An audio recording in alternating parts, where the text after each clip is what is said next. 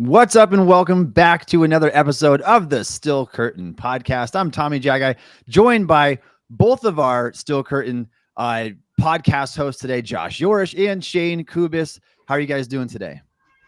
Pretty good. Obviously, the draft's coming up starting tomorrow. We can finally put all this talk to bed and actually see what we're going to do as the Steelers and the NFL in general. So I know I'm kind of, as much as I love draft season, I'm also happy to just see what's going to happen at this point. Yeah, just excited to get the show on the road. It's been a content slog a little bit when you're stretching out draft stuff, and now we're finally almost here. So final predictions, really excited about that. Yeah, and Josh, apparently you didn't get the memo today because we were going with like the yellow theme with black hat here. So you're watching us on the video side of things. All right, we're going to talk about the Steelers' first round candidates. We've narrowed it down to, I would say, a short list. It's not really short, but I do think the top candidates are by far their most likely selections. I want to get you guys' thoughts on that as well. And we're going to close out today's show by each of us giving our round by round predictions for our predictive 7-round mock drafts, what we think the Pittsburgh Steelers will do beginning tomorrow night in the 2025 NFL draft. So let's start off with this. And the big news this week surrounding the Pittsburgh Steelers is with Shidor Sanders. So the Steelers were kind of long shots all along. You go back to February at the Combine. The Steelers didn't even have a formal meeting with Shidor because they figured this guy is going top 5, top 10. Now, all of a sudden, Shayne and Josh, it sounds like there's a really good chance Shidor could slide to the 21st pick and maybe even beyond that. Like if the Steelers don't take him there, maybe he slides even a bit further. The Giants don't like him as much as we thought they did. The Browns, same case. It looks like they've both got their eyes on different quarterbacks that they could potentially move back up into the second round with. I think we pretty much know at this point that the Browns want Travis Hunter. The Giants are probably going to take Abdul Carter if they can't find a trade back scenario. Right. The Saints don't like him. And even with Derek Carr's shoulder injury, that means between the Saints and the Steelers at pick 21, there's almost no team that would take a quarterback in that stretch unless somebody jumps over Pittsburgh. So now Steelers are the odds-on betting favorites to land Colorado quarterback Shidor Sanders. Shayne, I want to kick it off to you. How do you feel about this? Very mixed is the best way to describe it because this team clearly needs a quarterback. You know, whether Aaron Rodgers signs with us ultimately or not, I don't even want to say his name at this point, but it is what it is. Whether he signs with us or not, they don't have a future at the position currently. And regardless of how you feel about Sanders, he's a guy that at least could be that answer, right? You know, if he hits his absolute ceiling, he's at least going to probably be a better player than we've seen at the position since Ben retired. And even before that, really, with the way he played that in his career. So there is upside with him to some degree, but I think that there's a reason he might be available at 21 too. And that's the ultimate problem because are you going to run into the Kenny Pickett situation again where, yeah, you took him in the first round and, you know, no matter how you felt about him, if you liked him enough, you had to take him there. But he was there for a reason, guys. Like the Steelers were not the first team on the clock that needed a quarterback. No one wanted him until the Steelers did. So that's my issue with it where, you know, it makes sense theoretically, but if he's there at 21, again, there's a reason for that. I have a lot of the same concerns. One of my biggest concerns about the Steelers right now is going into a season with Mason Rudolph as a starting quarterback and actually that being plan A and there not really being a plan B, and that scares me to death. But I don't think that's a good enough reason to take a quarterback with a lower ceiling than top 10, top 5. Yeah. I'm all about upside swings at the quarterback position. That's always my draft philosophy. And that's why, you know, Tommy, I know you've mentioned it in various platforms. Like, I don't fault the Colts for taking Anthony Richardson because even if that doesn't work out, it's an upside swing. You have your answer. And if it hits big and you can then be a contender. I have some concerns about Shidor Sanders' ability to ever be that type of franchise elevator. And yes, he may be better than Mason Rudolph in year 1, may develop into a better player year 2, year 3. But I think best case scenario with a guy like Shidor with his limited physical attributes, you're locking yourself into an Andy Dalton, a Kirk Cousins, where you're paying a guy and you're kind of just stuck in purgatory anyways. And the Steelers are there right now. So I don't know why they'd lock themselves into that further. And yet I think there's some fire to this smoke storm that, smoke screen that's been billowing out of the South Side. Yeah, Josh, the worst thing that you can do is to find a Daniel Jones. And you don't want to. You waste years of your organization, and don't ever do that contract. Like, don't ever give that contract out for a player who is not an X factor at the position. But where the Steelers are right now, and the pre-draft process is just so interesting because we did think, like, after Shidor's senior season at Colorado this past year, he obviously put up tremendous numbers, like almost 4,200 passing yards, 37 touchdowns, 74% completion. I know you're doing it not at the highest level of competition in college, but there were traits to work with. I like the competitive toughness. I like that he's not fazed by anything. He's got that short-term memory. He's willing to make every throw, even if he doesn't have the biggest arm. But I agree with the concerns that both of you guys raised, because is Shidor going to get caught in that kind of quarterback limbo stage where it's like, you are a solid starter, but that's it. Like, you're not going above and beyond. And so for us to have a chance to be competitive, we need to have a tremendous roster around you. And that's kind of my thought with him all along is I do think that he's a relatively high floor prospect, but perhaps a limited ceiling because he's not an elite athlete as much as he likes to think that he is sometimes. Yeah. He can scramble, he can extend the play a little bit, but it's not like the NFL athletes that we're seeing these days. And so the conversation is just interesting in general, guys, because you've got Shidor Sanders, obviously Cam Ward's going number 1 to the Titans. Yeah. The other quarterbacks were probably not as high, and we don't want at 21. And Shidor, we could argue we don't want there either, but they each have a little bit different skill set. Like Jackson Dart, you could argue for the makeup of the team right now, maybe fits the team the best. You just launch balls down the sidelines to George Pickens and DK Metcalf. Where Milroe, though, you could do the same thing, maybe a little bit more inconsistent clip there, but also offers the elite rushing ability. So do you guys have a preference? Like, if the Steelers were to go one direction, Shayne, I'll go back to you again. Like, who's the best quarterback for this team? I think of the guys that they could theoretically draft. Like, I honestly, at this point, I might be willing to take Milroe over Sanders just for the upside play, kind of like how Josh felt about it, where ultimately, there's a good chance he doesn't work out as a quarterback like pretty early too, and like he just washes out of the league or maybe has to move positions or something because he's athletic enough to do that. I'm not asking him to do it right away. I'd love to see him be a quarterback, but I might just do that because at least there's a skill set you could probably make an offense around that would be no less productive than it's been for this team for a while, realistically. And there's upside there with him as a passer. If he can work on his mechanics, get a little bit more consistently accurate, he'll be a threat, obviously, at every play simply just because of who he is as a player. The work ethic's there. Everybody loves the guy. Like, I would not love them doing it, obviously, and just theoretically, but if they have to take a quarterback, I'm probably taking someone like him because I don't think Dart has nearly the upside he has. All the other guys are firmly like later day two guys for me. At least Miller has potential to be like a Jalen Hurts-esque type of pick, right? So that would probably be my pick in that situation. I'd lean in a similar direction because Dart and Sanders are both quarterbacks that I'm not in love with. Like, Shidor has a lot of problems with drifting out of the pocket and high sack rates and things he can kind of get away with in the Big 12 that you're not going to get away with in the NFL. Kenny Pickett learned that lesson, bailing out of the pocket with his spins that worked in college, but you're not going to get past defensive ends in the NFL. And I still have nightmares of those spins. Oh yeah. Terrible stuff. And I see a lot of the same stuff with Shidor. Jackson Dart just doesn't do it for me. Like, he checks all the boxes, right? But it's B+, B+, B+, B-. There's nothing that's really going to elevate. And if you're that type of player, you need a lot of the intangibles, that the accuracy that isn't like such a physical thing, but you need to be like Joe Burrow, where you have just superhuman vision, where you're excellent as a pocket mover. And I definitely don't see that stuff from Dart, especially coming out of that Lane Kiffin offense, where it's very much a one-read situation.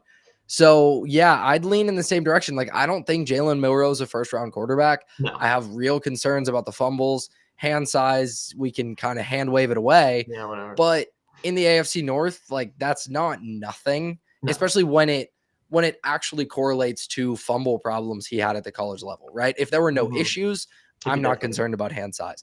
If you see the issues, all right, I'm gonna mention it. I'm definitely gonna bring it up. But yeah, I mean, I have my threes and layups theory, my James Harden theory for Jaylen Moore, right? And a lot of running quarterbacks in the NFL. If you just do the 11-man run game, first and second down, and you chuck a deep ball, right? It's not the best offense you're going to get, but it can be like statistically efficient. You might have some 3 and outs here and there. The Steelers have a lot of those anyways. And when you have DK and you have Pickens, I'm going to be interested in at least seeing what that looks like, because Jaylen Moore is truly an elite runner. Yeah. So, yeah, I mean, if you're going to do it in the first round, trade back, try to get something. Ideally, of course. Right? If you're going to take a Milroe or any of these quarterbacks, honestly. Yeah. But yeah, if you gave me a choice, you made me stick and pick at 21. You made me take a quarterback, and Cam Ward's gone. I'm just going to take the swing on Milroe. Yeah, and Josh, swinging for the fences and striking out isn't the worst thing that can happen. The worst thing is getting stuck with Daniel Jones. Yeah. Yeah. But having said that, and again, I agree with the logic, 100%. Yeah.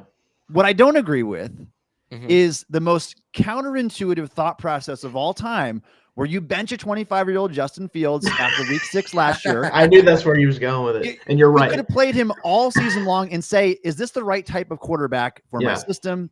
Could this guy be something? Because to me, in almost every way, maybe not the rushing ability, but as a passer, Milroe is a worse version than Justin Fields coming out of college. Now, Fields hasn't progressed like we'd like to, and hopefully the trend for Milroe goes a lot faster in the right direction in the NFL. And if it doesn't, then you can move on. So I do agree with that. If the Steelers are willing to do that, as long as you're willing to turn the page and say, hey, this isn't working 2 years down the line, so let's draft another one. So you can't do anything really until you get the quarterback position figured out. And that's what they have to do. Tommy, like, to that point, I don't have any faith that if they did take Jaylen Moore, they'd actually use him that way, because we didn't see that from Justin Fields. And the worst case scenario of last season was leaving the year without a true answer of, is Justin Fields a viable NFL quarterback? Right. And Steelers happily did that.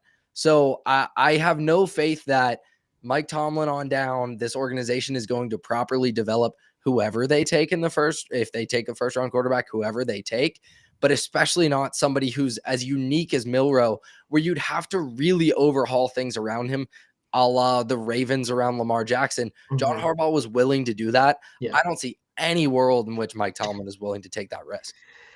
Yeah, I don't really either. I think the other thing too, just to kind of hammer home the point you made, Tommy, like making a mistake at quarterback in the first round, if you have an organization that is as kind of put together as the Steelers is in terms of the decision makers up top and how much power they have, you can afford to miss on a quarterback. They already did it. Now, granted, Khan wasn't technically the one who did that, so you could argue whatever. But at the end of the day, if the expectations are set properly, where they say, yeah, this guy's a project, but we believe in the upside, we're going to take a chance on him, but we know, yeah, this might not work out. So we have to have, a backup plan. We have to think about the future still with that position. But this guy's going to be our lottery ticket in a draft where there really isn't many of those types, right? If that's the expectation, then yeah, you can miss on him and you'll be fine, probably realistically. But a lot of teams aren't willing to do that because they're so afraid of that, especially GMs, because the lifespan of GMs in this league are not high. It is not long. So they don't want to make those big swings. That's one of my biggest complaints. Sorry to jump you, Tommy. I just want to go quickly. Go. One of my biggest complaints about the Steelers over the past X amount of years is that Tomlin and the front office do not leverage the stability they have to build a championship roster. They have the most unique situation in probably professional sports in terms of job stability, and they do nothing to leverage it. That's exactly where I was going with that, Josh. Infinite job security. You can be here basically as long as you want based on the history that we've seen from this team. And yet they don't take advantage of that by building a championship roster for the future. Everything's about the here and now. And even in Mike Tomlin and Omar Khan's pre-draft presser, they admitted that they're focused on the 2025 season. They're not really looking beyond. They said they consider that, but the focus is on 2025. And we know that this is how this franchise operates. All right. R. Barley's here in the chat. If you guys are here joining us in the live stream, let's get this chat hopping here. It's NFL Draft Eve. So drop us your questions. We want to answer those. And Shayne, if there's any chats you want to go over, I'm going to pull up my short list of Steelers prospects, and we will move on from there. Yeah, so there's a couple here that I want to throw out here. So he kind of had a point here that I think is interesting. This is talking about Tomlin here, I think, threw his offensive line running game under the. Oh, let's talk about Shidor Sanders here. The guy openly threw his offensive line and running game under the bus to anyone who would listen. Now you want to make him your franchise. They gave Ben crap for this is probably what he wanted to say after hearing the right to. I think the problem with Sanders is he is very much Deion's son in the sense that he understands who he thinks he is as a player, and he leverages that in a lot of ways, especially while he was at Colorado, where he felt like he could do a lot of things that other players can't say. And if you can get away with it, get away with it. But those comments are something that I'm sure a lot of teams talk to him about in interviews, those types of comments. You don't want to do that at the NFL level. The offensive line is your lifeblood. You cannot get them upset with you. You simply can't. And this is an offensive line that's also relatively young in a lot of places. So these guys are probably going to have, especially the Broderick Jones of the world, things like that. They are going to have some flubs probably with him at quarterback if he is the quarterback. And he cannot throw them under the bus, even if he's right. You just can't do it. So that's an interesting point from him there. Yeah, and so, I mean, I agree that Shidor, he just has a little bit of misplaced confidence at times. So sometimes. That's probably a good way to describe him. And honestly, his personality does rub me the wrong way a little bit because I think that's kind of how I expect wide receivers to act sometimes. I don't know if it's the right mentality for a quarterback, but like I said, short-term memory, some stuff that can aid you in the long run. But absolutely. I do think that that's part of the reason why he slipped a little bit is he has got that same reaction where it's like, I'm the best, and I'm not sure if other teams think that that's the case. So, all right, let's go over some of the short list of candidates here. And I want to start with the long shots. And I want to emphasize long shots because I don't think that there's a very good chance the Steelers will go with one of these four players. And then I'm going to count down from 10 all the way up to number 1 as the most likely candidate, I believe, for the Pittsburgh Steelers in the NFL draft. I may give away my first round pick in my mock a little bit by doing this, but that's all right. So my long shots would be safety Nick Emanwari, Shamar Stewart, who can play a little edge, play a little defensive line, Mykel Williams, and Trey Amos. Between all four, I think that there is a very small percentage chance that Steelers go this way in the first round. But if they get wiped with some of the players they like, and these guys happen to slip down the board, the pre-draft interest is there. Now, what would the Steelers do with Shamar Stewart and Mykel? I don't know. I mean, I would really hope that they would have a versatile role that you don't just stick him as full-time edge rushers, because we saw Shamar was up to 281 pounds at the Senior Bowl. Then he cut back down for the combine. He intrigues me, to say the least, if he's a guy who can be that 5-tech, 4-eye, slide him all around, play him in the interior defensive line, and just have him bull rush people. But I'm going to say those are my long shot candidates. And between all of them, maybe a 2% chance they go that direction. I tend to agree for the most part. I think especially of those names that I think could be possible would be Shamar Stewart, just because we've seen him play at a weight that I think is fine to play in the Steelers defense as a 5-tech type of defensive end on rundowns, especially move him inside on pass rush downs, let him use his length and power profile a little bit better than maybe it would be on the edge. That one would intrigue me a little bit. I'm not as high on him as I know some people are. Like, some people are just betting fully on the upside, and I get it. I mean, he's a freak. We saw at the combine, even if he slimmed down to kind of put those numbers up. But he probably makes the most sense of that group to me, just because that's closer to the range I think he'll end up going, and there's a theoretical fit there. But yeah, I think all of them are guys that they probably either aren't going to have as much interest in or are more later first-round picks or second-round picks. I was interested in seeing guys like Mykel Williams and Stewart as guys that the Steelers kind of showed some pre-draft interest in, because they're just traditional 4-3 defensive ends more than 3-4. As much as that exists in modern football, right? Like, the Steelers do kind of lean into those traditional archetypes. I like the upside with Stewart. I don't know that he has great instincts as a pass rusher or as a finisher in the run game. I like him and Williams both better as run defenders right now, early in their career. So that's intriguing, but I like them as run defenders because they have a size advantage on the edge. And if we're kicking, Stewart inside, I don't see the fit there. Emanwari is the one that jumps out to me a little bit more as intriguing. Not that I think that'll be the pick, but they just have an aging defensive group, and inserting an athletic freak like that into it, I'd be interested to see what that looks like with Minkah being able to kind of play center field and Iman being more of, an undersized linebacker at times and having a hybrid role like that. But I don't think that's worth spending a first round pick on when you have other glaring needs. All right, so let's get to the top 10 here. And this is my ranking. And so I want you guys to interject if you think that I'm too low, too high on somebody. But we're going to go start at number 10. We're going to go right down the list, and I'll give you guys a chance for rebuttal on each of these. But my number 10 most likely first round pick for the Steelers, this one might surprise you, but let me give me our reasoning here in a second, is Kenneth Grant, the nose tackle out of Michigan. And for a couple of reasons. First of all, the Steelers felt it necessary to give 9 pre-draft visits to running backs. Kenneth Grant did not get one. Mike Tomlin and Omar Khan, I know they had obligations. Aaron Rodgers came to town. They were not there at Michigan's Pro Day. So it seems like if you miss out on Kenneth Grant's workout, you at least do your due diligence and say, I'm going to spend one of my 30 visits on him.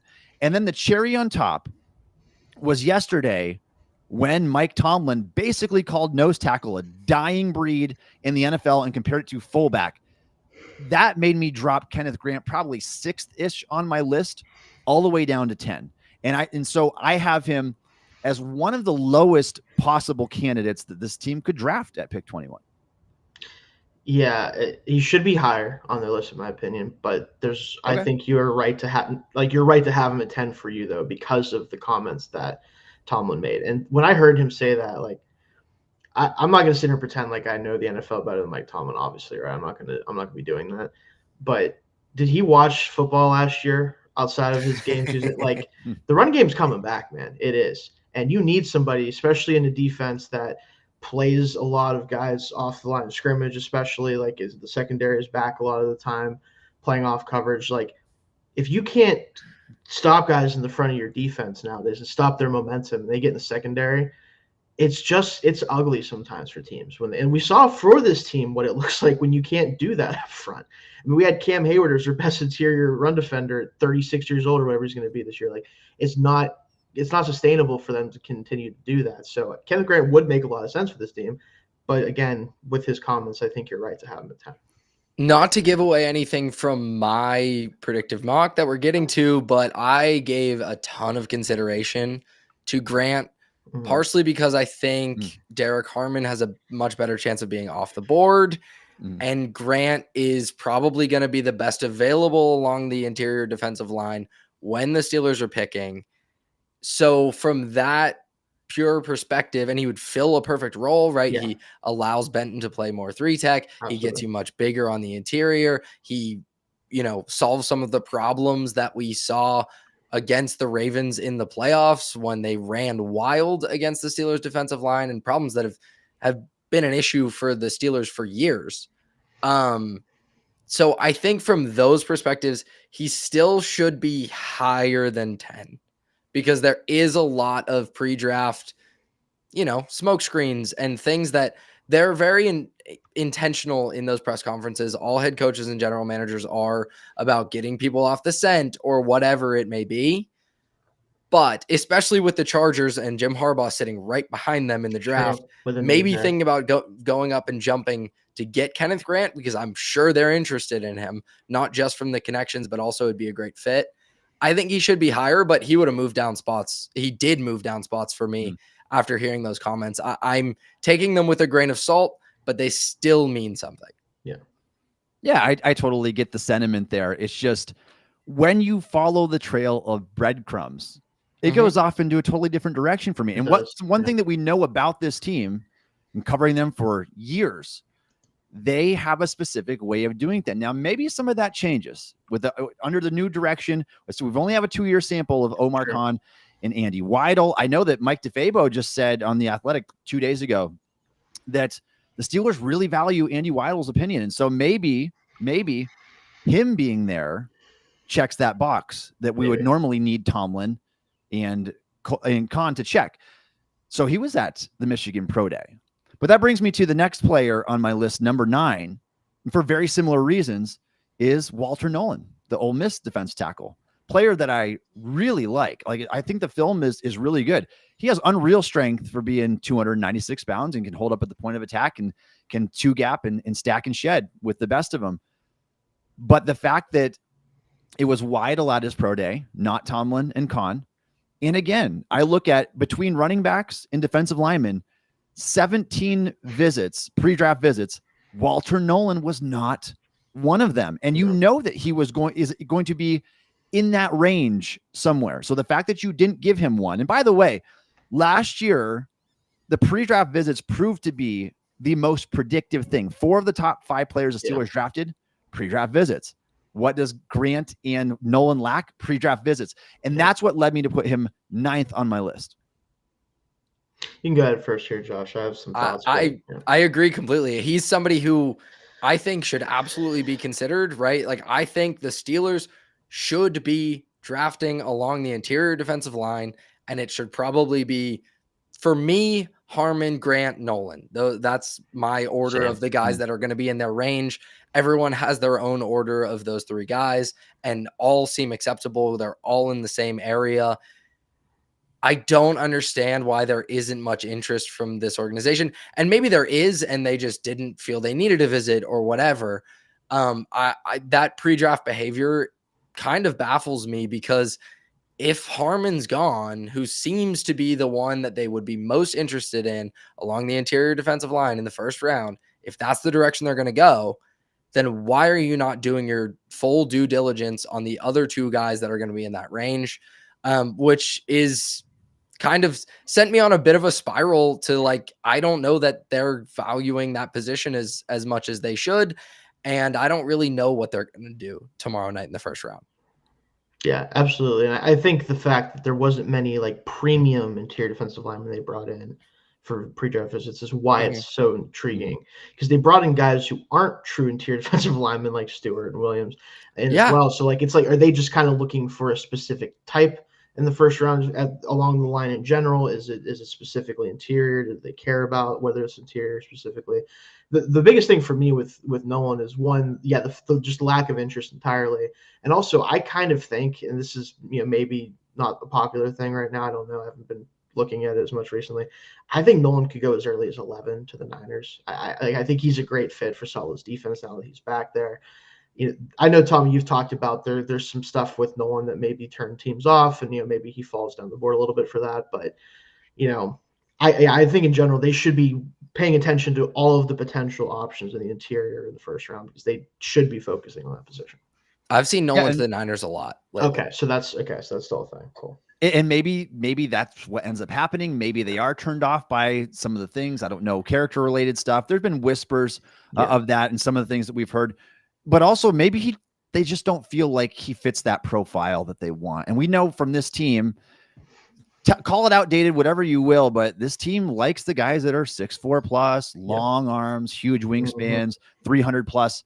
That does not fit the description of Walter Nolan, even if he plays a lot stronger than his size would suggest. Like, he's 6'3 3/4, 296 with 32.5-inch arms. Like, he falls way short of those benchmarks they typically look for. And so maybe that played into the factored into why they didn't show more interest in Nolan throughout the pre-draft process. And again, I want to say that Andy Weidl was there at Ole Miss's pro day. So if the Steelers draft Nolan, we can tear up everything we know about this team's front office draft trends and throw it out the window and start over again, because that would go against what they normally do. But because we have going on a 20-year history of Mike Tomlin and a GM, we know how this team operates, and they typically wouldn't make this type of move because they just didn't show enough pre-draft interest. And that's why Nolan is so low on my board. So that brings me to the 8th most likely candidate in the first round for the Steelers.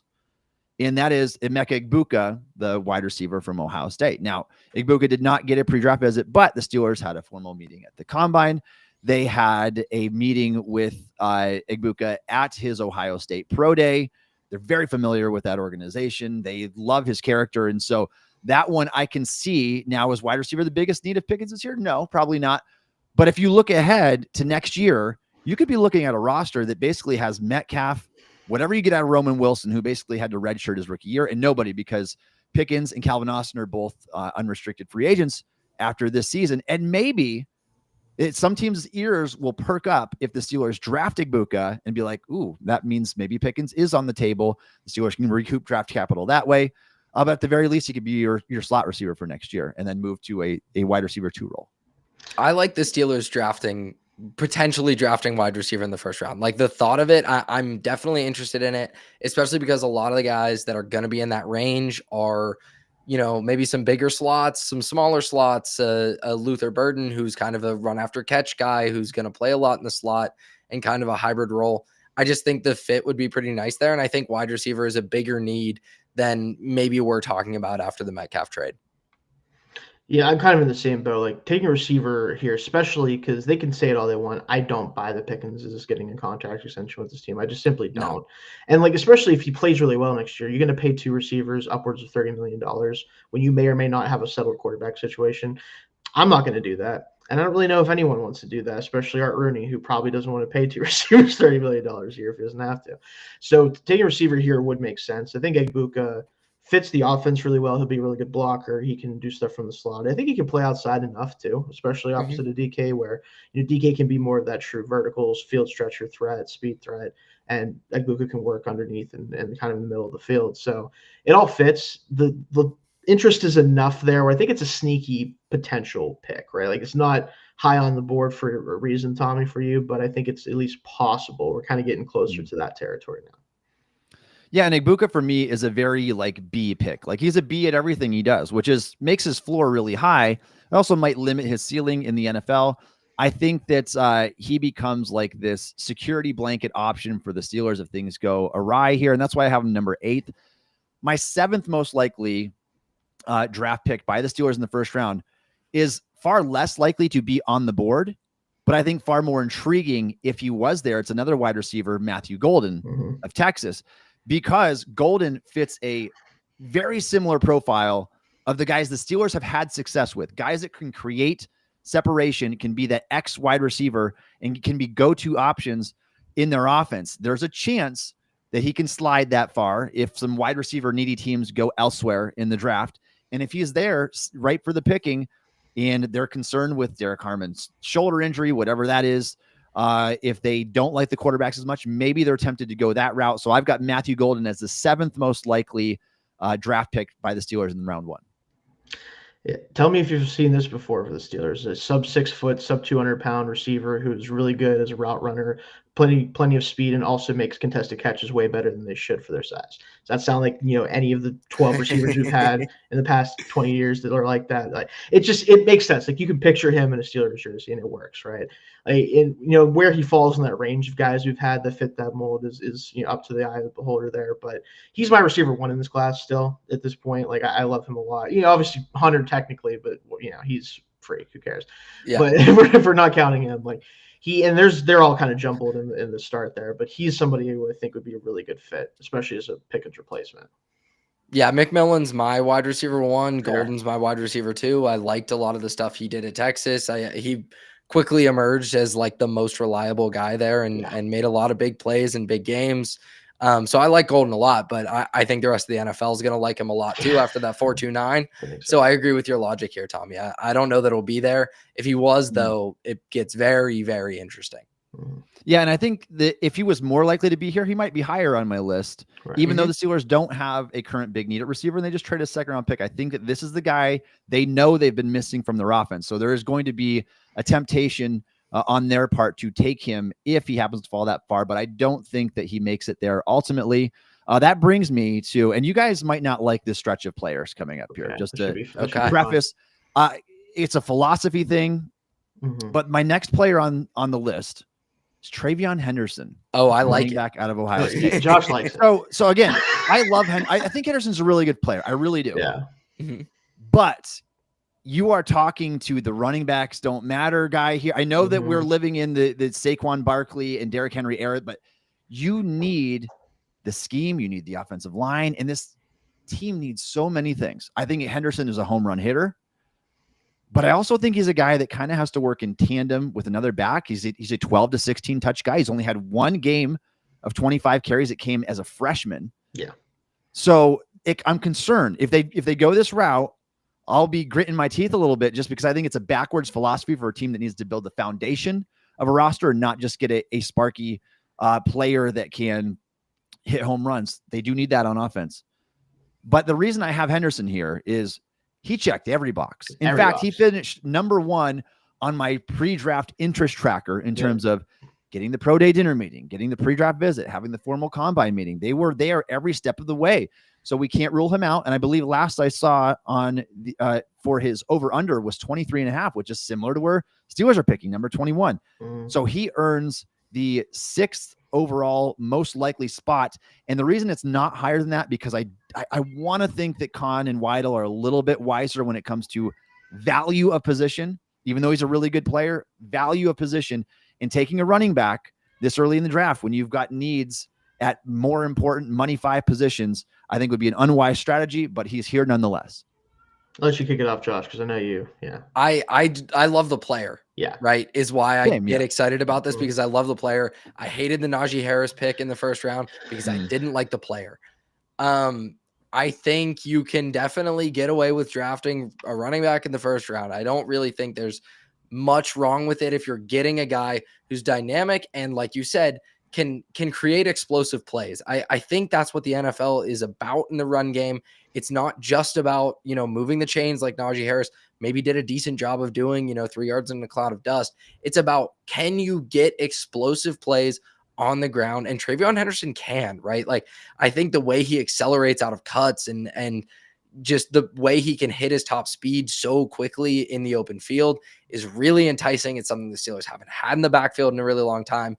That being said, it wouldn't be my favorite because I still do agree with you, Tommy. Ultimately, I have no issue with first round running back if you have a lot of the other stuff in place. And the problem with the Steelers right now is they have the most expensive defense in the NFL, and they're missing a lot on defense. So if your most expensive defense in the NFL is not playing to championship caliber, how are you taking kind of a luxury pick? I don't think it's a luxury because I think the Steelers really do need I won't say a game-changing running back, but a real playmaker back there to make the offense, to elevate it in some way, especially if you have either a rookie quarterback or Mason Rudolph. So I won't say it's like a luxury, but how are you spending a first-round pick on that when your defense has real holes? But how does your defense have real holes if it's the most expensive defense in the NFL? And if you have the most expensive defense in the NFL, why aren't you drafting on the offensive side of the ball? So they have my mind in a pretzel a little bit, but I really like the player. So that's why I get excited about the thought of it. Yeah, and again, I do like Henderson a lot too. I think the problem for me ultimately is one, kind of what Tommy said. I think he is a part of a backfield. I don't think he is the backfield. And that doesn't mean that you can't take a player high, but I think realistically for the Steelers, and I'm not a truly no running back in the first round, like running backs don't matter guy quite like Tommy is, but I think if you're going to do it, you have to fit certain criteria. That's kind of closer to what I think you were saying, Josh, where I view it as you have to do the work to be allowed to take a running back in the first round, right? Like the Bears with Ashton Genty, if that's where he ends up going. They did the work. They drafted a quarterback they believe in at first overall. They fixed the offensive line theoretically with trades and acquisitions. They've spent money on defense to upgrade that unit. They are prepared to take a running back because that might be what they need to kind of set this over the top, right, to get back to the playoffs and stuff like that. So the Steelers, for all the reasons you laid out, Josh, I don't think have done the work to be allowed to take the running back in the first round. Now, if they had a second-round pick, fine. If they had a third round with their third round, that's also fine. First round, it's rich for me. Tommy, would you be interested more if they traded back to, I don't know, say 28, or maybe even traded to Cleveland's pick in the second round, and Cleveland comes up and gets Milroe or Shidor or whatever, and they take Henderson there? Are you more interested in that if they pick up an additional third? Or whatever it would take to make that move? Are you then more interested in Henderson? Because that's actually one of my favorite possible avenues for the Steelers to operate in this first round. I don't think it'll happen. I think they'll be too enticed by the guys who are there at 21 to trade back. But that's one of the most interesting routes that I've seen. Yeah, 100%. And for what it's worth, I'm going to drop my big board here later, but Henderson, ironically, is the 21st player overall on my big board, which I'm higher than the consensus on Henderson. But that doesn't necessarily mean that's where I would agree to take a running back. I think he's collectively, talent-wise, a 21st overall player in the draft. But I think that when you factor in positions of value, quarterback, offensive tackle, pass rusher, corner, the interior defender, like, it moves him down the list of where I would be comfortable taking him, even though I think that he's a good player. So yes, absolutely. If I could move to the tail end of the first or into the second round, take him and pick up a day 2 pick in the process, I could absolutely get on board with that. I just can't do it at pick 21 when this team doesn't have any remnants of a quarterback situation figured out. Like, they act like they are a championship contender in the AFC. And I just don't think that's the type of team that should be taking a running back this early. You have to at least have your quarterback situation figured out and have some hope on offense. Even like the Bears, the Bears have hope on offense because of Caleb Williams, because of Ben Johnson. The Steelers don't have that type of hope. They don't have an offensive coordinator who did anything with what he had last year, and they certainly don't have a quarterback. And so that's where I think it's a philosophy issue for me. But I'm going to transition that into another running back who is the 5th most likely player on my short list of Steelers candidates, and that is Omarian Hampton. If Hampton makes it past the Denver Broncos at pick 20, and who knows if he will or not, but this is a player the Steelers are going to be intrigued by because historically they've liked the guys with the size profile. Hampton is 6 foot, 221 pounds. It doesn't matter, I don't think, as much to them anymore, but he also is very explosive and totally different than Najee Harris that way. So I think there's a level of intrigue here if Hampton gets to pick 21. And he was, again, a pre-draft visitor. And so that instantly puts him on the dock. Your ears should perk right up because the Steelers value the guys that they've met with in the pre-draft process. Yeah, I think this is more of the type of running back that if you are going to take a swing on one in the first round, it's just a better chance of hitting on them because they are a true 3-down running back, I think. Especially in terms of the amount of workload that I think they can handle. Like Henderson, awesome 3-down player in the sense that he can block, catch the ball, run well, all that stuff. But Hampton, also good at most of those things, but just a bigger player, a more well-built player who can handle more of that Najee type of workload that they've been giving him for the past 4 years before, until this year. So he would make more sense if they're going to take one at 21 and not trade back.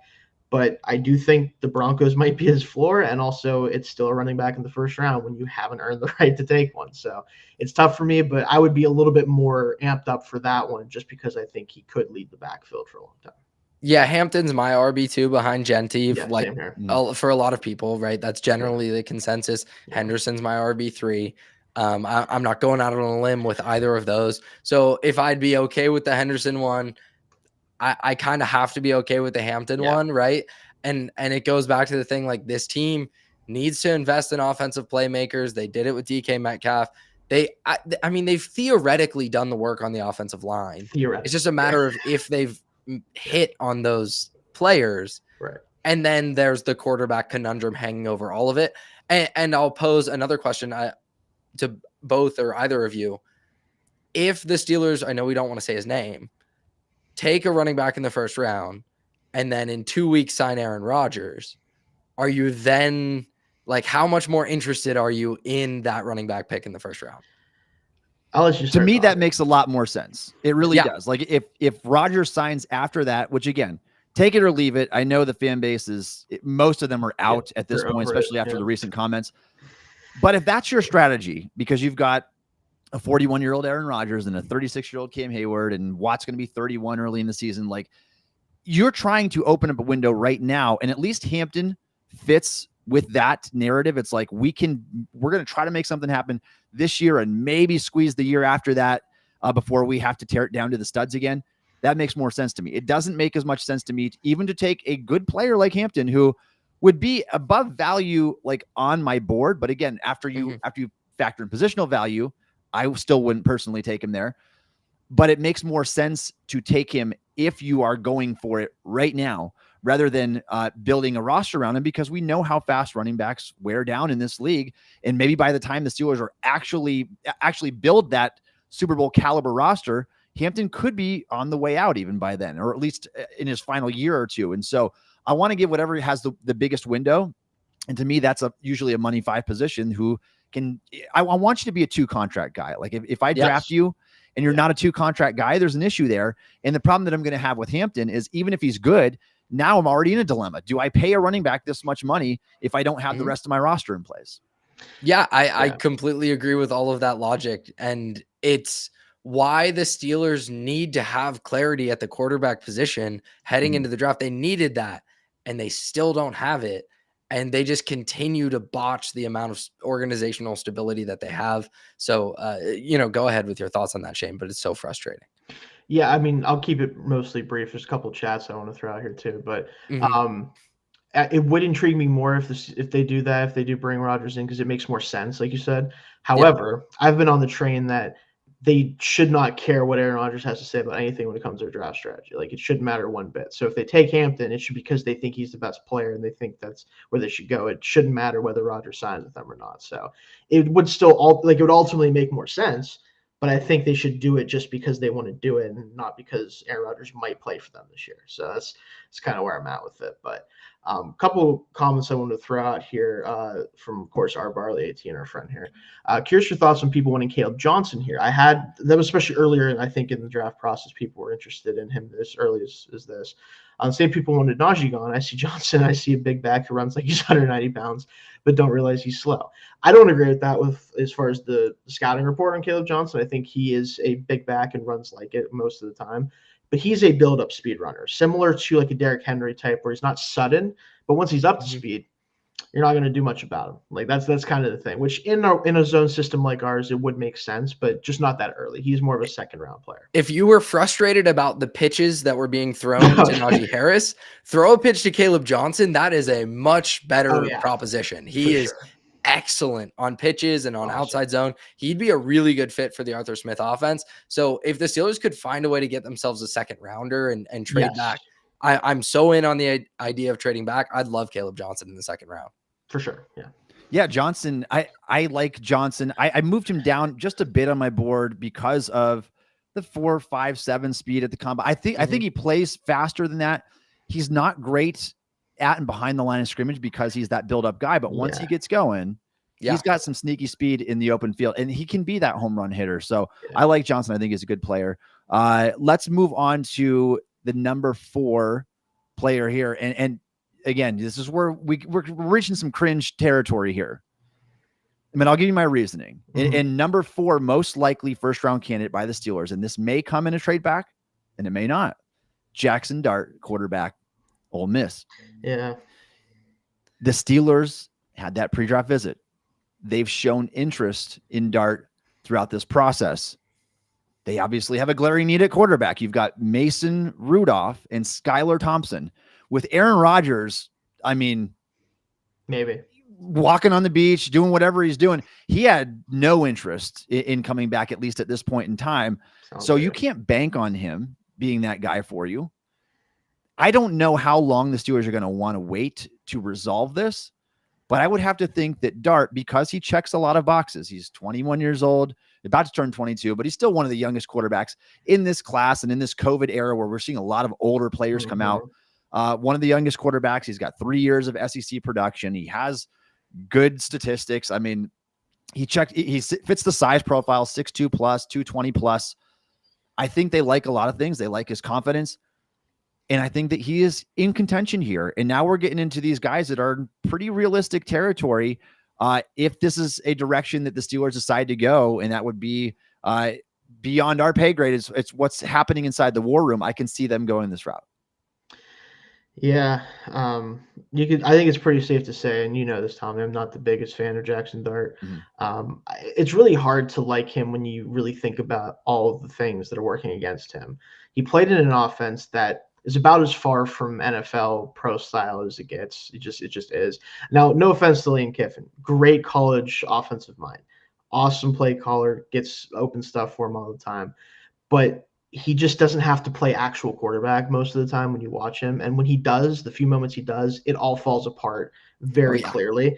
And with a guy like that, especially if you're not going to have Aaron Rodgers, right? Let's say you don't have him. Mason Rudolph's probably not keeping him off the field at some point. Like at some point, Rudolph is going to have a bad game. And the coach is like, well, we got to throw Jackson Dart in. It's like he's not going to be able to figure it out, I don't think, in his rookie year, maybe not even in his second year. he is a true project. You take him in, honestly, I wouldn't take him until day 3. That's personally me. I know that he's going to get drafted way higher than that, but he's a guy that you sit on the bench. You hope you can teach him how to play NFL quarterback and in an offense that actually works in the NFL, and then slot him in when he's ready to do so. But if you take him in the first round, he's not going to have the time to do that. It's just not how it works. Like, he's going to play. So for me, I'd be very much out on that, but it's very possible, unfortunately. The team that I would like Dart to in the first round is the Rams, because I think Sean McVay could develop any quarterback into a capable starter, right?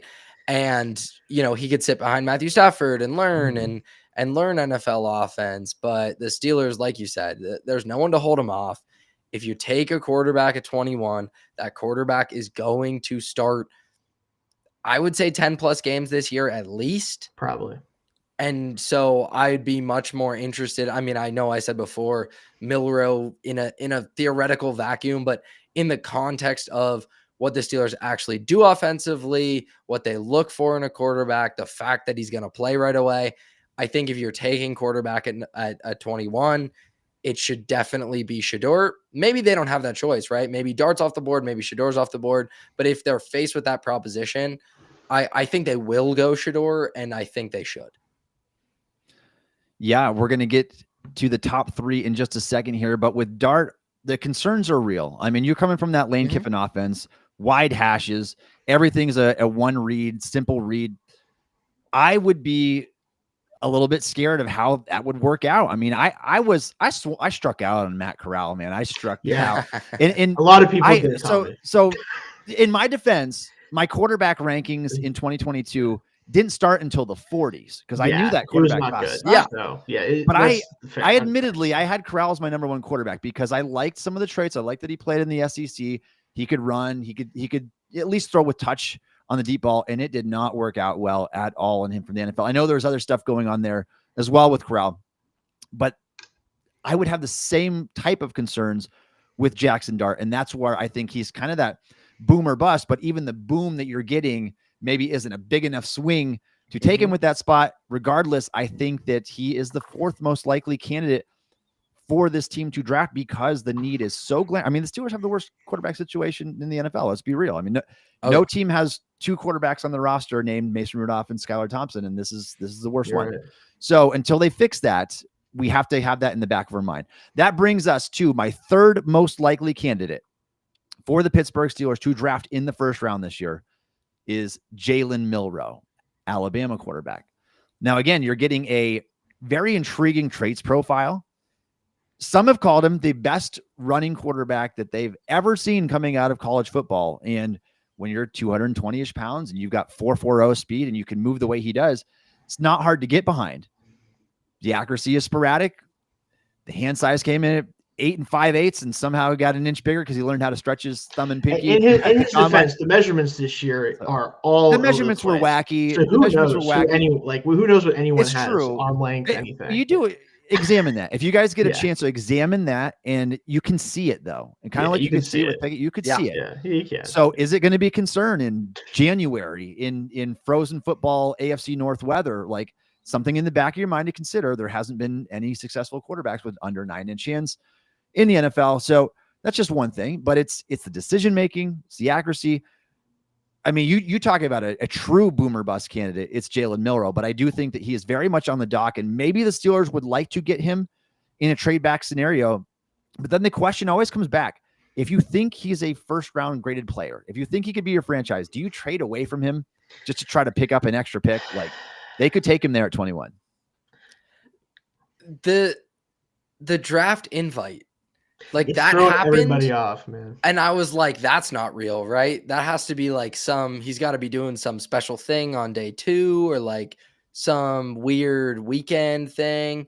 No, like that's a green room invite. Yeah. And the NFL, maybe they do want a Will Levis situation. Like maybe they just say they don't. Right. And they're like, this is great for ratings and we get social clips out of it.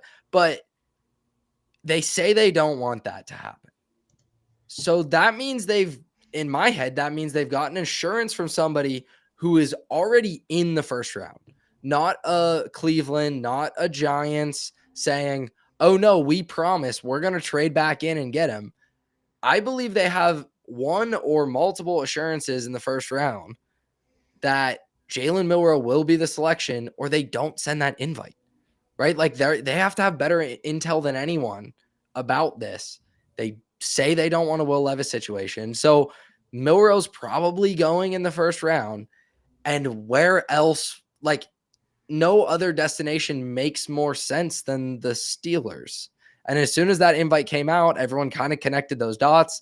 I did a whole show about it because I wrote about it too. Yeah. For it just, that feels really Steelers.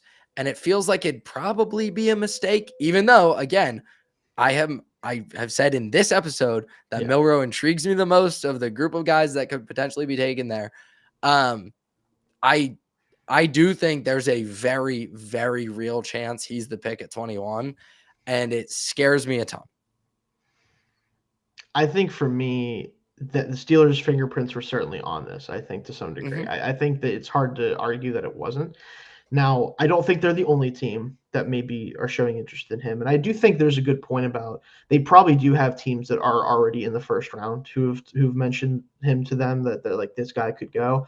But I do think there's also a chance that they're privy to, like, if X and X thing happens, this team's going to trade up and take him, or whatever it is, something like that. Or maybe they at least know, okay, maybe he doesn't go on day one, but very early on day two, he'll still be around. Like that's not the end of the world. It's kind of like a Will Levis situation, like you said. I think a team to watch out for as both maybe a trade down and take him candidate, or even I don't.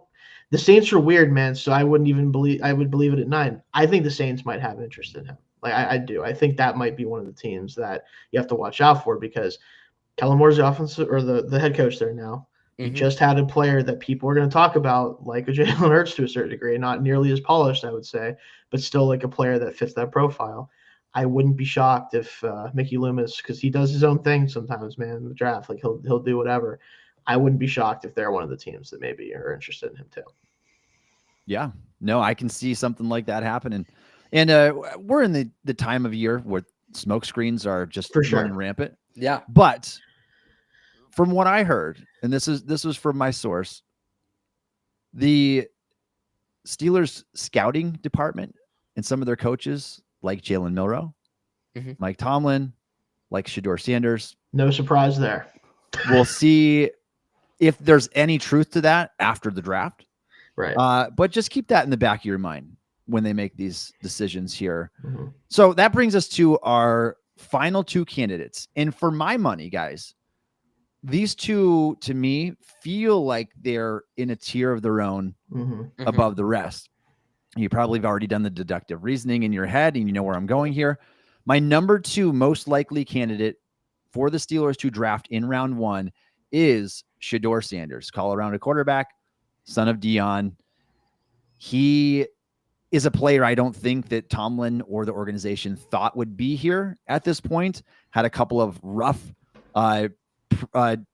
pre-draft visits with teams and combine interviews. I heard some of those combine interviews went very poorly. One team was done with them in like 2-3 minutes and they get a 15-minute window, that kind of stuff. Tomlin did not see it that way. He spoke very highly of Shidor in his pre-draft presser. And this team, again, they have a desperate need for a quarterback. Shidor might be the most pro-ready of that group too, who could step in and maybe he doesn't start the season. Maybe he comes in the first quarter of the season and takes over for Rudolph from there if they don't get Aaron Rodgers. But eventually they're going to have to fix this issue. And I think that that's a guy that is firmly on their radar. The odds suggest it. Everybody's mocking that to the Steelers at this point. And so I'm putting him second on the most likely picks tomorrow night for the Steelers.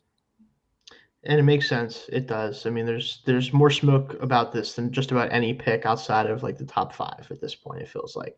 So if this doesn't happen, it's because it either is a lot of smoke and there are teams, picking higher or teams that are going to jump them for him. And it's just kind of the Steelers saying like, well, we like him. And if he's there, but they might not know for sure that he's going to be there, obviously. Or this, again, it's going to be the pick. Like it's just, I think that's very much where we're at. And the number 1 player who we'll talk about in a minute is possibly the one that could prevent this from happening if they're both there. It kind of depends, I think, on how much Mike Tomlin might love Shidor Sanders, as you were talking about earlier, Tommy. But I think that you have to consider this as at least very high likelihood that it could be the pick. it checks. We talked about like Jackson Dart being a box checker, right? As a quarterback, like with the arm, with the movement, with Shidor Sanders is a box checker for like what Mike Tomlin just loves in football players. He has the bloodlines, right? He has the toughness. He has the intangibles. Tomlin raved about all of that in the press conference. And if you watch the press conference, like we're a couple years into this, and I think that Omar Khan has done an excellent job in the draft. And I don't think the Steelers, I won't say I don't think. I know the Steelers were not drafting well at the end of the Kevin Colbert era. No. It's a big reason that this situation exists where they have the most expensive defense in the NFL and aren't able to compete for anything with it. But Mike Tomlin, I think, still has a ton of power, especially in the first round, especially when it comes to quarterback. And Shayne, we did a podcast last summer talking about potential quarterbacks of the future for the Steelers. And one of the ones we talked about was Shidor Sanders because Dion by that point had already said there are going to be teams that are on the no-fly list for Shidor. Right. And maybe that's a reason that some of those pre-draft interviews didn't go well. I actually was going to say, I think that there might be reasons for why it didn't go well beyond just him not actually interviewing well. I wonder if there is a little bit of working the game a little bit from that. Yeah, I definitely think that's what it is. I have fewer concerns than you mentioned earlier, Tommy, about his personality or anything like that, right? Like, yes, he threw his offensive line under the bus quite a bit at Colorado. It was also a really bad offensive line. It kind of deserved that. It's more like, are you going to be able to get away with that? Like, you can't do that at the NFL, but you understand that he's right. It's just don't say that to the media. Right? Yeah, exactly. And like, I do have some faith that he wouldn't do it in the NFL when his dad isn't the coach and the offensive line isn't like an actual major problem. Yeah. And he was kind of doing the University of Colorado a service being there anyways. Right. So weird dynamic there, potentially gaming things to try to fall to an organization like the Steelers that would kind of hand over the reins to him. The Steelers are the favorite now to take him. Maybe I'm taking the bait and falling for it. Maybe there is, this is a big smokescreen to try to get somebody to trade up over them, or, maybe Cleveland gives up more to go to 20 because they think the Steelers will take him and they want to pair Hunter and Shidor together. Maybe they're trying to get somebody to trade into their spot because they're saying, we'll stick and pick, we'll take him unless you give us an extra third or whatever. Yeah. But I don't really think that's how they operate in the draft. I think Tomlin falls in love with guys. I think they stick and pick. And I think Shidor has all the makings of a guy that Tomlin would fall head over heels for. And not to give it away later, but I have a strong feeling that this is probably going to be the selection at 21. Yeah, and Tomlin and Khan rarely talk specifics when mentioning player names and going into depth with them during the pre-draft process for obvious reasons. You don't want to tip your hand in what you're doing. Yeah. But he spoke very highly of Shidor. And I think that, like I said, I think it comes down to two prospects if one of these two guys is there. If both of them are gone, then we're looking at some of the other guys further down the list. But Shidor is my second overall most likely candidate the Steelers could draft tomorrow night in the first round of the NFL draft. And that brings us to number one. And the reasoning is a little bit bizarre, but it's Derek Harmon, the Oregon defensive lineman. I think he's a really good player. He's higher than a lot of names that I have on this list. Box checker in every way, 6'4.5", 313, long arms, huge wingspan, athletic traits, runs a 4.95, like all that kind of stuff. Shows the quicks, explosion, can play 0 to 5. Like, you can do a ton with this guy. But where I say that the logic is a little bit backwards is if you have a first-round grade on quarterbacks and you've got a first-round grade on defensive tackle and you still pick a defensive tackle anyway, that's like the most Steelers move ever, though, right? Yeah, that's why he's right here. But it does feel like Harmon is the prize, and the defensive lineman they like significantly better than the others. And if he's there, I can see them going that route, taking a quarterback with one of their next couple picks, and then seeing what they get out of said quarterback, and then maybe swinging again bigger in the 2026 draft. I think that's what could sway them. If they get Cam Hayward's replacement, if they get a guy that they think is a foundational piece who can stick here for 10 years on the defensive line. So I'm going Derek Harmon as the most likely pick for the Pittsburgh Steelers at 21. You go ahead first, Josh. I have some thoughts on this. This is the hope that I am clinging to, because I don't want Shidor Sanders to be the pick. I think he has, a high floor, low ceiling, which that is, we've talked about it, my scariest archetype of an NFL quarterback, because you run the risk of paying him and being stuck.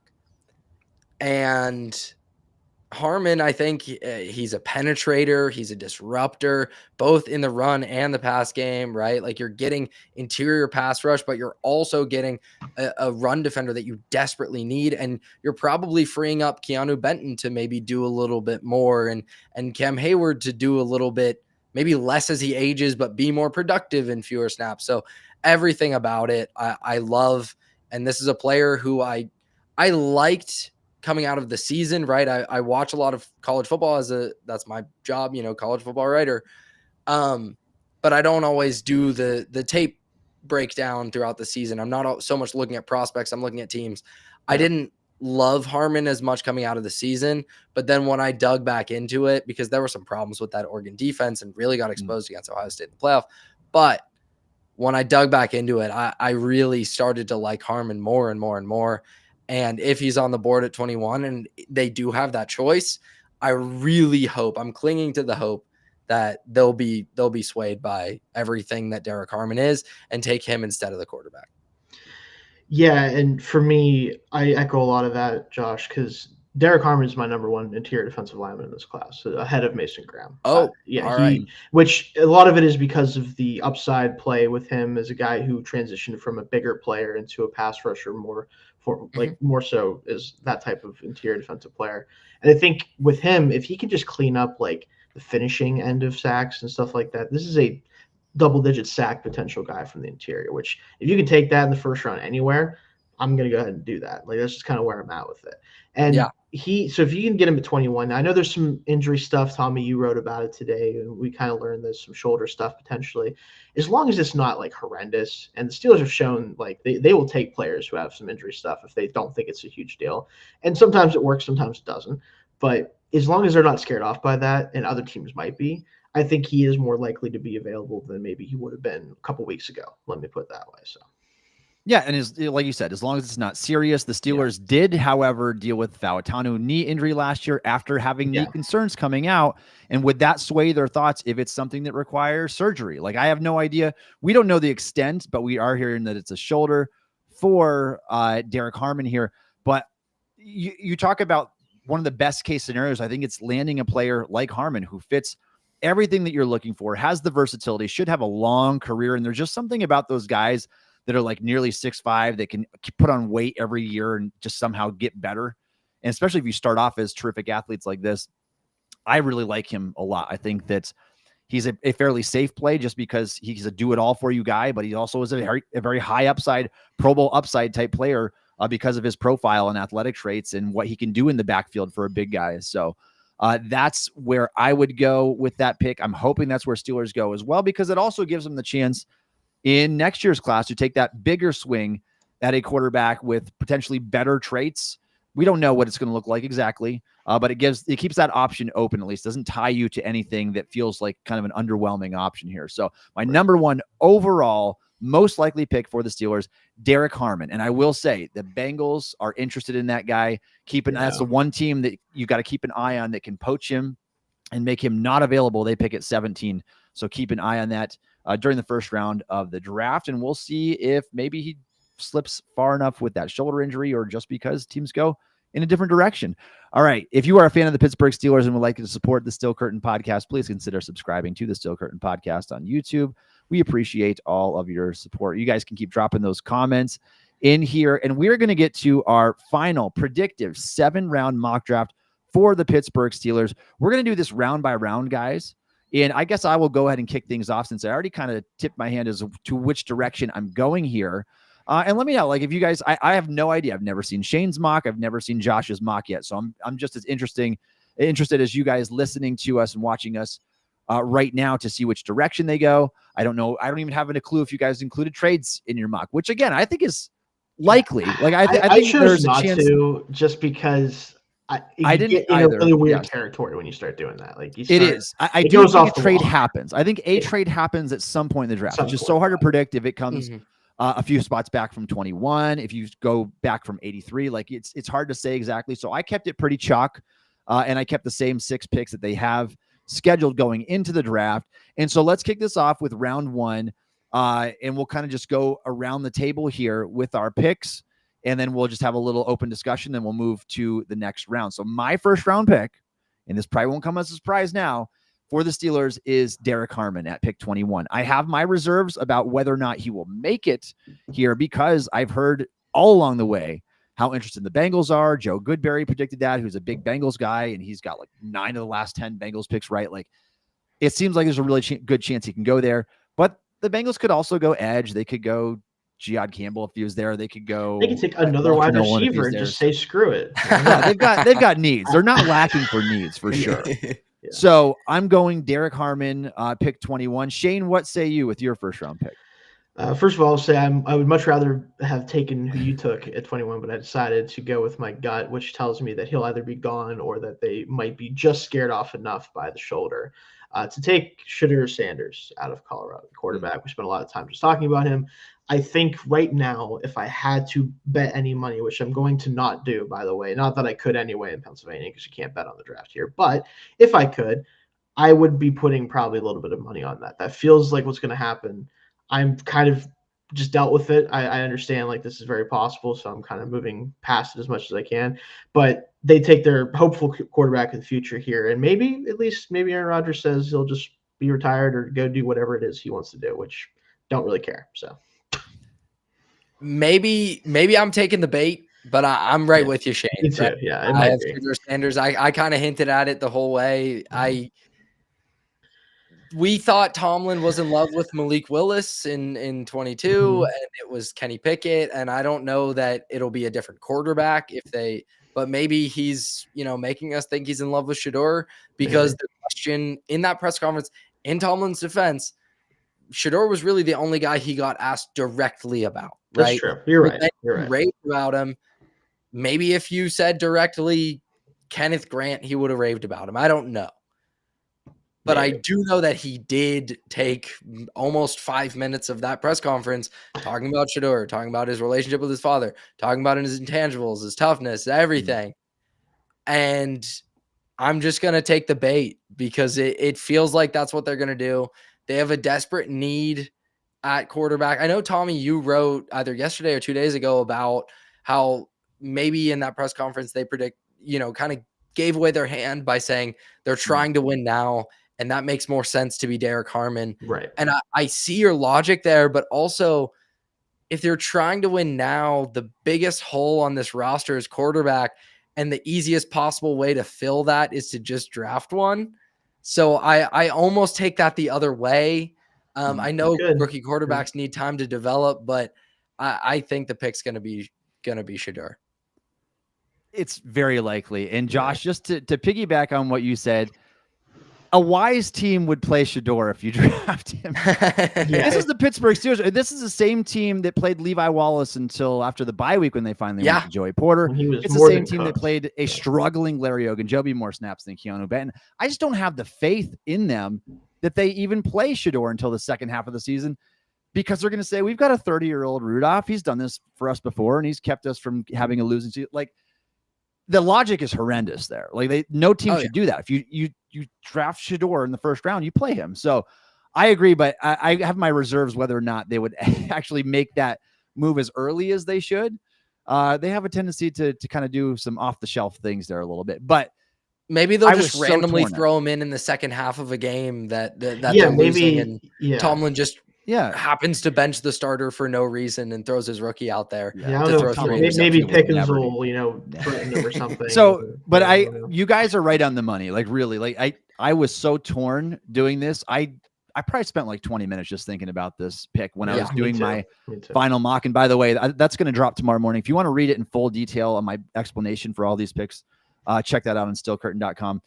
But I was really, really close to going with Shidor as well, because I think that it's more than just a smokescreen. I think there's a lot of connection with that right now. I ultimately went with Harmon because this is a guy they've had their eye on for a long time now, I think, but it's really close. So because we didn't have any trades, I'm assuming you guys don't have a second round pick, right? We're just going right to the third round. All right. Yep. So nobody did any trades here. We're skipping over that second round pick that was used to acquire DK Metcalf in the trade. So we're going to pick 83 in the third round here. And my selection for the Pittsburgh Steelers, based on the tea leaves here, is Dylan Sampson, the running back out of Tennessee. He has youth. He has athletic traits. He comes at a position of need. He gives them something a little bit different than what they have in Jaylen Moore. And I thought about waiting here or maybe even taking a guy like RJ Harvey here. Harvey just seems to me so similar to Warren that they might opt for something a little bit more different than that style of runner. So I'm going with Dylan Sampson here. Shayne, who do you have at pick 83? I think we might all follow the same kind of idea of this pick and just be different players, because I have DJ Giddens out of Kansas State as my running back pick. I think that, and in my notes for this, I literally said insert one of 6 day 2 running backs the Steelers met with here, pretty much. Like you kind of just take your flavor of running back. I think Giddens fits both the style of runner that they need. I think he is going to go somewhere in this range, and also, for me, at least when I was kind of playing around with simulations and stuff, his name was often the very top of my list, at least for guys that the Steelers were interested in that was still remaining. So, younger player, good size for the position, really good athlete. The receiving game stuff is weird because he had some bad drops, but he also is really good though. Still, he's a weird player in some ways in the receiving game. I think he could do really well at that as well, and I think he'd be a good complement with Warren too. I'm going the same way. I don't know if I cheated off your test or what, but I have DJ Giddens. I have DJ Giddens as well. Yeah. And Tommy, really the reason is that I think Sampson might be gone. I just felt like, similar thing. I went through different PFF simulations and different things, and I just wasn't getting Sampson there enough to really trust it and take that pick. So I went with Giddens. He's my RB10 in this class. Sampson's my RB5. I'm actually a fair bit lower on Giddens. I think he gets his feet slowed up in the backfield far too often, and he doesn't really play physical enough for his size. So when he loses that momentum, at least Najee Harris was sometimes throwing dudes off of him and fighting for 3 yards. I think Giddens is going to get stopped for a loss far too often. He plays pretty upright, but when he does get a crease, when he does have some time to hit that top gear, he's a pretty electric player. I wouldn't hate the pick. I like him as a player, but I would like him a lot more in the 4th round. But we're going predictive. They met with him for a 30 visit. They had a combine meeting with Giddens. There's a lot of smoke there. So he's not a player I love. There are a lot of day 2 running backs that I do love.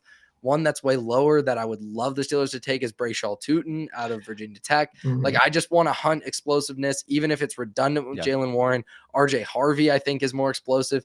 I love him. Just his horizontal cuts. I feel like he builds speed through those lateral cuts in a way that's pretty unique. Giddens, I don't see a lot of that. There's some patience, right? I'd be interested in your opinion on him, Tommy. There's some patience in the backfield when he slows his feet, and sometimes he'll get skinny and get through the hole for a 7-yard gain.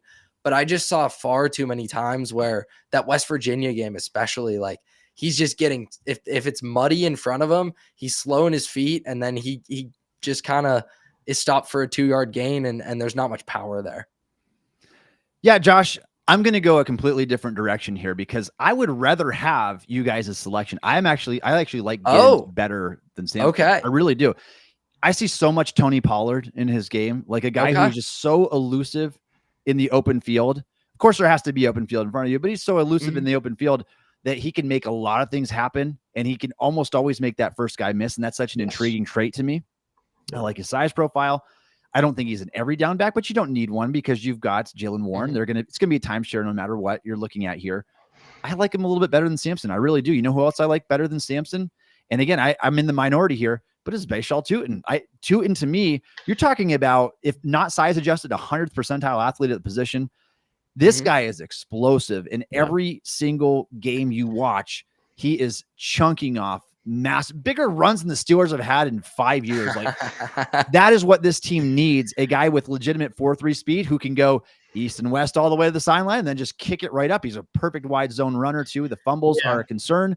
I can live with fumbles if you're going to hit me home runs. And so I would go a different direction. In fact, I might wait around if I was the Steelers here because the running back class is so good and so deep. Yeah. But I do think that there's a very good chance they go here with the 83rd overall pick.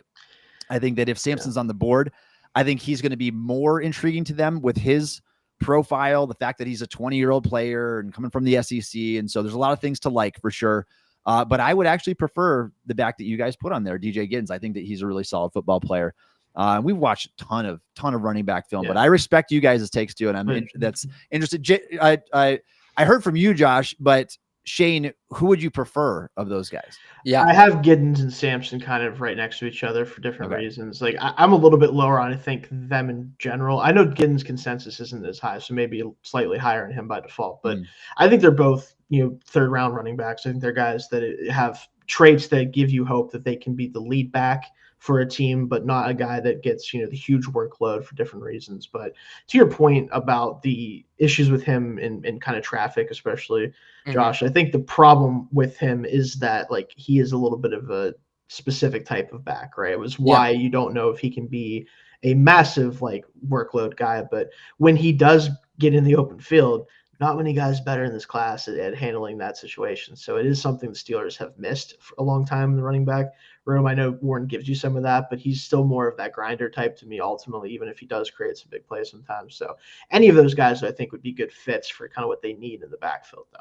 Yeah, and again, like I like Giddens. I don't love him. RB10 in this class is still like not that bad because this class is really loaded. So there are a lot of backs I really like. Just some I like more than Giddens, but I'm interested in him at this spot. I won't hate the pick. I definitely won't hate it. And the reason I think we all kind of went running back here instead of defensive line is like the sequencing just kind of made more sense that way because the interior defensive line kind of has a drop off after round 2, in my opinion anyways. And then I like the guys that are going to be in the 4th a little better than maybe reaching for one of them in the 3rd. I don't know if you guys felt the same way. Yeah, I agree. I think that this is the sweet spot really for getting that running back. You're still getting a really good football player here, I think. And for what it's worth, take it for what you will. But in my grading, and we've watched a lot of film, but I've got Tutin and Giddens with a 2-3 grade.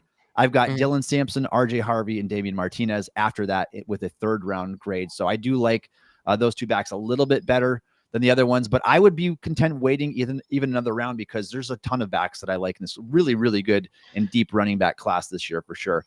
That brings us to the 4th round of the Pittsburgh Steelers. So far, just to recap, I've got Derek Harmon and Dylan Sampson. Shayne, you got Shidor Sanders and DJ Giddens, and Josh, you have Shidor Sanders and DJ Giddens. So let's see if we line up again, Josh. Yeah, I'm interested to see if we're let's see if we can make this 3 for 3 for you guys. So going into the 4th round for me, it was a quarterback. Like the tea leaves because of what you went in first round. Yeah. With all the guys that they've had connections with, the guys that they've met with for pro day dinner meetings, and Will Howard and Quinn Ewers, the guy that they brought in, and Kyle McCord, it was a quarterback of some point.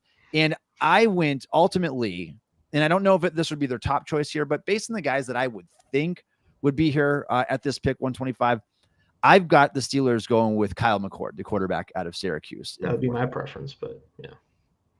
All right, Shayne, what about you? I mean, because you didn't go quarterback first round, obviously, I thought that it would be quarterback for you with this pick. So that makes sense. I think insert any of the top of day 3 guys. Like some of those guys might go earlier. It depends on how teams feel about them. But like I like McCord a good bit, so I'd be fine with that. I went with, and this is a guy that could maybe not be here, but I went with him because one of the players that was there in some of the simulations I was doing, I don't believe will be there.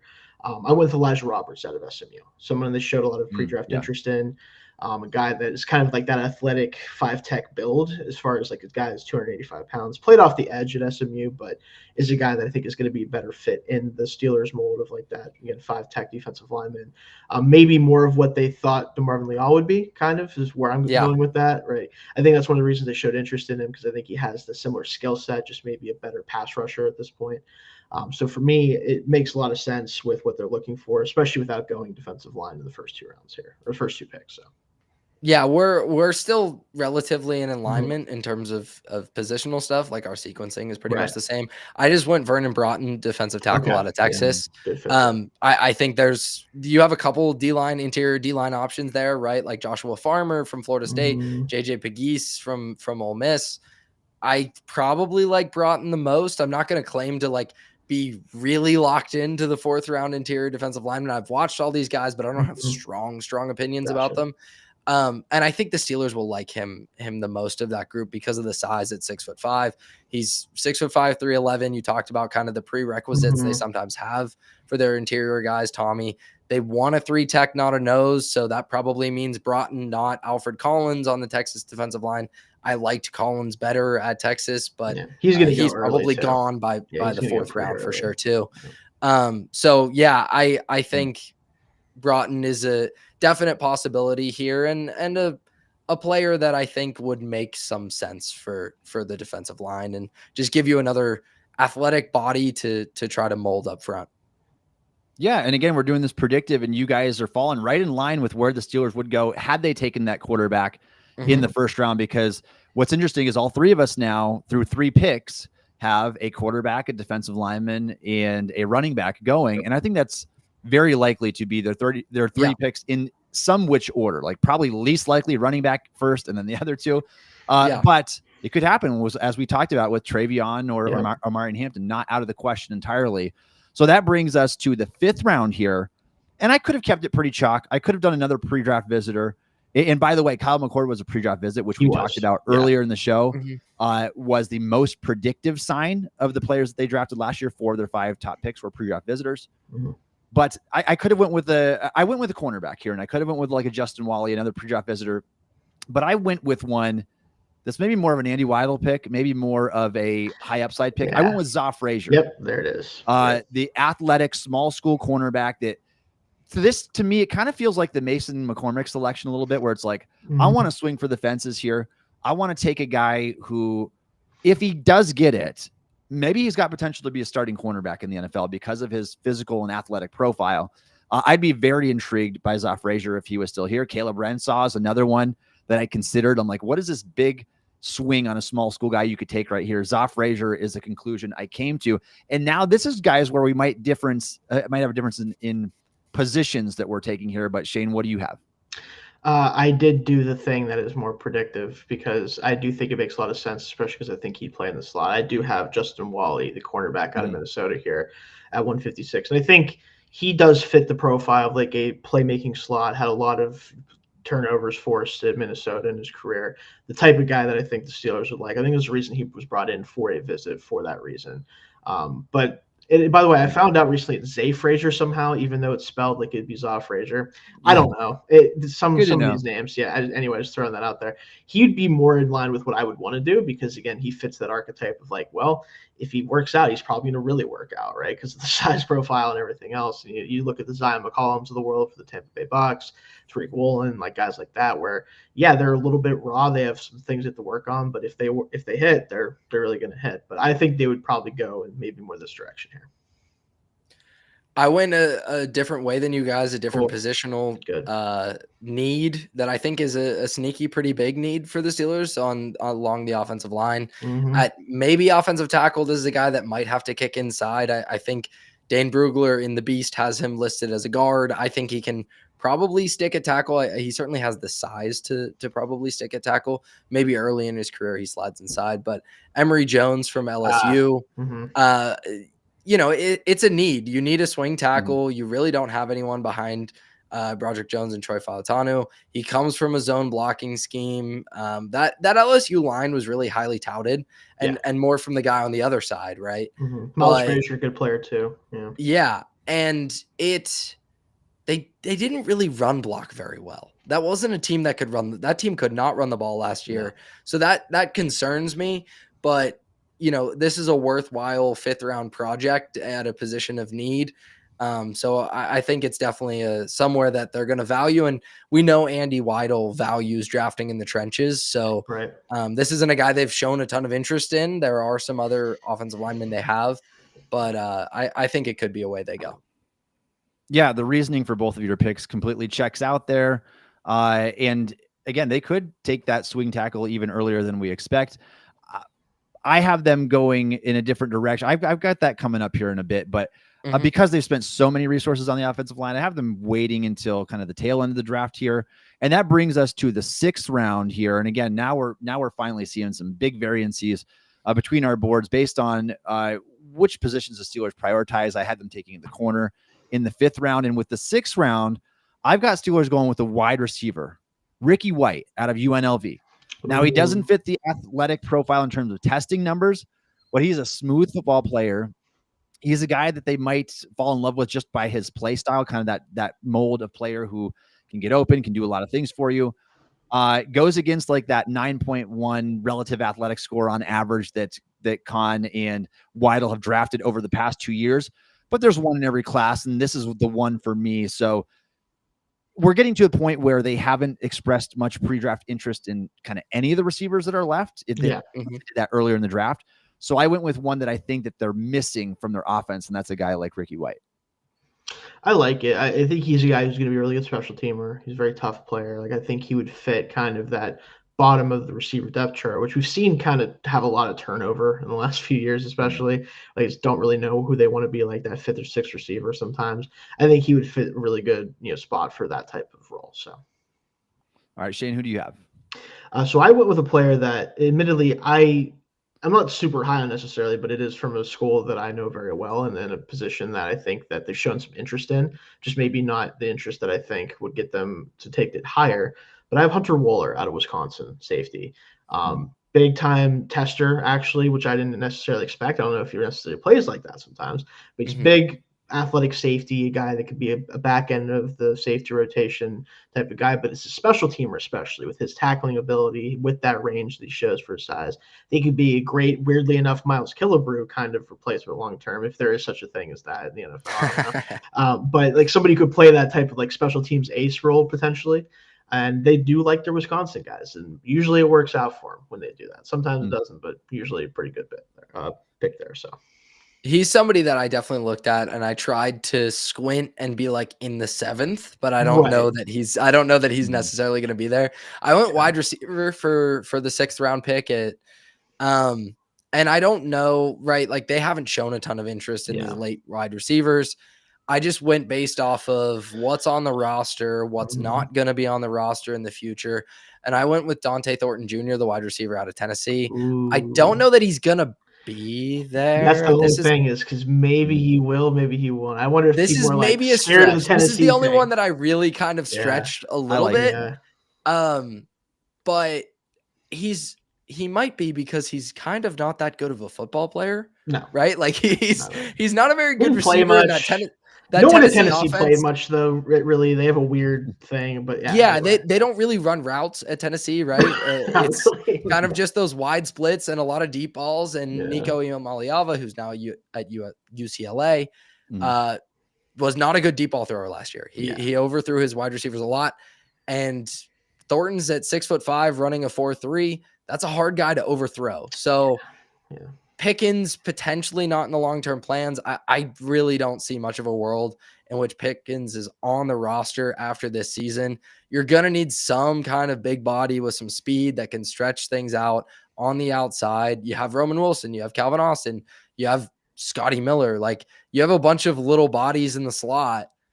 Get somebody with some size and some speed. If he's actually there in the 6th round, I think that could be a potential option, an interesting fit as a long-term project, whatever he turns into, because he's not much of a football player at this point. Yeah. Sign me up for Dante Thornton in round 6. His range is weird, because when you run a 4.30 at that size and you've got deep threat ability, I can see him going anywhere from like the 3rd round until where you're drafting him right now. Probably closer to 4th, 5th round. Maybe he slips to the 6th round. It was definitely a stretch, but he's been there different times, looking at different things. I've seen him. For sure, It's just with Tennessee, right? Like, our team's just going to be like, we're not falling for this crap. He's old and he's very much a one-trick pony. So there's absolutely a scenario where he can slide down. Like, teams value more complete player. Definitely an intriguing profile for sure. And that brings us to round 7, last pick for the Pittsburgh Steelers here, 229. overall. And I have them, this is where I finally address the offensive line with kind of a tackle, guard, call him what you want to, just bottom of the roster depth type player. And that's Branson Taylor, the offensive tackle from Pitt, who might profile better as a guard in the NFL. This is always just a dart throw at the end of the draft. You're picking a guy you think can either make your team or begin his career on the practice squad and then get elevated up. And so this kind of feels like the Spencer Anderson pick to me a little bit, kind of from a few years back. I've got Branson Taylor from Pitt. And who are you going with, Shayne? So I doubled up at defensive line because I went quarterback in the first round. I'm taking another flyer on. There's like an athletic guy that probably is going to fit as like a 5-tech, move him around the defensive line. Tyrion Ingram-Dawkins out of Georgia. Big time tester at the combine. He's going to be an RAS guy. Again, they love their RAS guys. I think you take a shot at a guy like this down the draft. Georgia player. They don't really play normal defense in Georgia. They kind of just like, we're just going to throw a bunch of guys at you and it's going to work out. So the numbers aren't really there, but he's, recruiting profile from what I remember is very high. It's like a very talented player, clearly. Just needs some coaching. And I think if he goes to a defense that he can sit behind some guys, learn some stuff, maybe he could work out as like a end of the rotation type of guy. Yeah, I went to the defensive backfield. I'm the only one who hasn't addressed it yet. And this is a guy who, I don't know. It's so hard to be predictive of where these guys are going to go late in the draft, but he has UDFA grades from people like Dane Brugler, but he's somebody I really like as a college football watcher. Shamari Simmons, the defensive back, nickel safety hybrid from Arizona State. He's an exciting player to watch. Like he'll fly around in the defensive backfield. He plays a lot around the line of scrimmage, right? He's kind of the mold of nickel that they like. He's a little bit bigger, certainly bigger than a Mike Hilton or a Beanie Bishop, but he's the, guy around the line of scrimmage that they like to bring on run blitzes or just blitz them outright. And I think he's, somebody who's a hard hitter and is going to bring some energy back there. I don't know how refined he's ever going to be or what role he's ever going to fit. But if you can, play him 8 snaps a game and bring him on run blitzes, that's something that's potentially intriguing in the 7th round.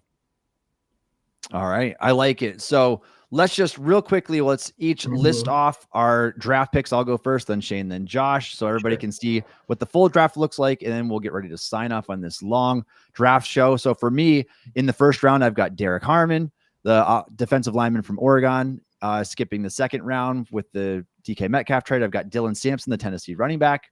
In round 4, I've got Kyle McCord, the quarterback out of Syracuse. In round 5, Zay Frazier, cornerback.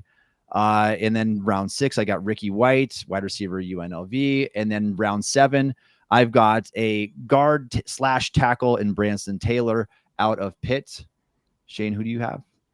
Yeah, so to recap, I have Shidor Sanders out of Colorado as the first pick, begrudgingly a little bit.